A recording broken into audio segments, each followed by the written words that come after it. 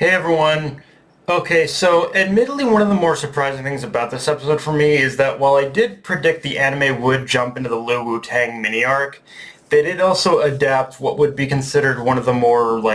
fillery stories by viewers, as the first 10 to 11 minutes also covers the bathhouse chapter as well. Now, why they did this, I can only come up with two reasons. First one is they needed space to fill the episode, which in itself tells me, yes, the intention is to end this core on the Wu-Tang arc.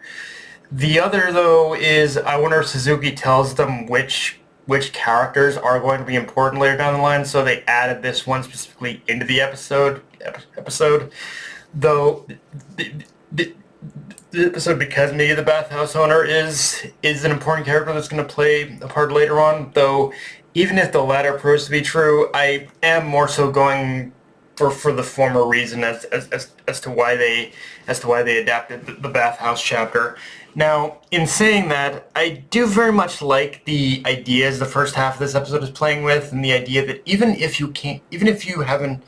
weren't able to achieve your dreams, even if you were stuck doing something you consider a dead end job, or something you just maybe aren't or maybe just aren't into, the job or service you provide is no less important to the community than being an assassin. And it's showing that perspective that, yeah, sometimes even if you don't like it, there is still value in the work you do. And just in general, I think this was a nice breather from what happened last week to start off the episode with.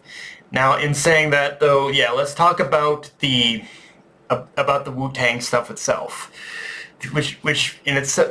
we get introduced to a new character, Lu Wutang, a member of the Triad, come to take Lu back with him to China. And yeah, it's a little hard to give a full-on explanation about Wu-Tang this early until we get to the last episode, but as it's clearly shown within the episode, it's more than just the Lu clan needing a leader, as the reason Wu-Tang is pushing for her to return, even if he has, as the reason why Wu-Tang is pushing for her to return, even if he has to do it by force, is because if it wasn't made clear early into his introduction, Wu-Tang is also in love with Lu. And the fact that Lu herself has gone all her life oblivious to obvious signs of this, is kind of hilarious to me, but her fear and revulsion of him is also kind of understandable as well.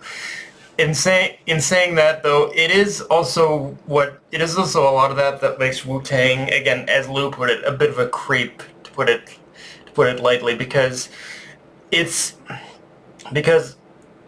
Wu-Tang's dedication to the Lu family, combined with his infatuation for Lu herself, already shows he's very much someone who believes in the idea of order and control. That in his perception, in his mind, in order to make Lu happy, and for her to return his feelings, that's also led him to believe that he's the one and only one who knows what's best for her. And yeah, this is one of those instances where I have to say he does grow beyond this obsession with Lu by the end of this, but it's dealing with everything in between that's going to be a little hard for some viewers, I imagine. And luckily, the pace of the anime is already making dealing with Wu-Tang much more tolerable, I will say. And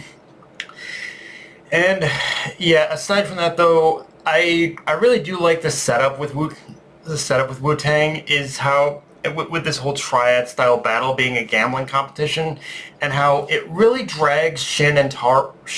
out of their element. Like, Shin and Taro are the kind of characters who are at their best when faced with a situation they can punch their way out of, but as clearly shown from their reactions at the end of the episode, they have zero experience in gambling, so it's about how they can utilize the skills they have in order to win on this playing field that does shake things up a little and make it all the more interesting, albeit dangerous, knowing Wu-Tang himself is a master gambler. Although with what's about to be revealed in the next episode, that part's a little that part's a little debatable. I I also really like how it was Lu who kind of accepted Wu-Tang's terms, because even if Taro said that they'll find another way in order to gain information on X, like Lou herself accepted because she genuinely wants to help and accepted this battle to gain that information. It is kind of her way of showing her willingness to fight to protect not only her current way of life, but Taro as well. So yeah, there was definitely a couple of standout moments for Lou in this episode as well. Also, before I forget, I gotta say, art and animation was definitely at its best with this episode, like, and I imagine that'll carry over into the next episode as well. Now, there, for anyone who's curious, there is actually an after credits scene, but it's mostly a side story thing where we apparently see the aftermath of the lab arc and what Seven and Tanaka are like got up into after that arc, and apparently they started a crepe food truck, which again mostly disconnected from the main plot of the episode, but it's kind of a nice side thing showing that they were able to were up what they were up to after the whole lab incident. But yeah, guys, that's pretty much all I got for this review. If you enjoyed the video, like, comment, subscribe, follow me on Blue Sky, and with Crunchyroll, be sure to notification bell with the subscribe button, and just share the video around, guys. Dark Knight of Anime, signing off. Later, everyone.